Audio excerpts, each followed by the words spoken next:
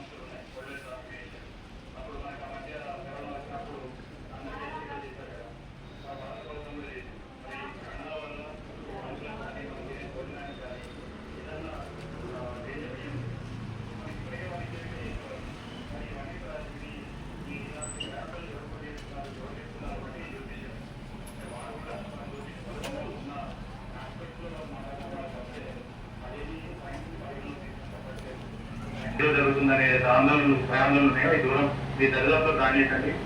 దానివల్ల మీకు సమస్య ఉంటుంది తప్పే గ్రహణాల వల్ల మాత్రం ఇలాంటి సమస్య లేదు. ఉంటే ఈ పాటికే భారత ప్రభుత్వం మనకి హెచ్చరికలు చేసి మహిళల ద్వారా జాగ్రత్త ఉండండి, ఇంట్లో నుంచి వెళ్ళొద్దండి అని చెప్పేవారు. అంటే రఘునందన్ గారు మీరు చెప్తున్నట్టు ఇప్పటికే కొన్ని దేవాలయాలు కూడా పొందబడ్డాయి. అంటే తిరుమల తిరుపతి దేవస్థానం అట్లాంటి ప్రముఖ క్షేత్రం కూడా మూసివేశారు అధికారులు. పురోహితులు కూడా గర్భిణీస్తులు కావచ్చు, తినే ఆహార విషయాలు కావచ్చు, నీడ పడకూడదని చెప్తారు. అవంతా అవాస్తవం అంటారా? అసలు ఎప్పటి నుంచో వస్తున్న ఒక నమ్మకాలండి. అంటే ఒకప్పుడు ఆదిమానవుడి కాలంలోనే ఇలా ఆకాశంలో చూసినప్పుడు అది ఏం చూశాడు, అప్పటిదాకా తెల్లగా ఉన్న చంద్రుడు రక్తం దొరుకుతున్నట్టుగా ఎర్రగా మారడం చూసి భయపడ్డాడు. సో భయపడి దీనివల్ల ఏదో ప్రమాదం ఉంటుంది అనుకున్నారు. తర్వాత కాలంలో రాక్షస కాలం వచ్చే వరకు మీకు ఏమైందంటే అప్పటికే కొద్దిగా నష్టానికి వచ్చింది. కానీ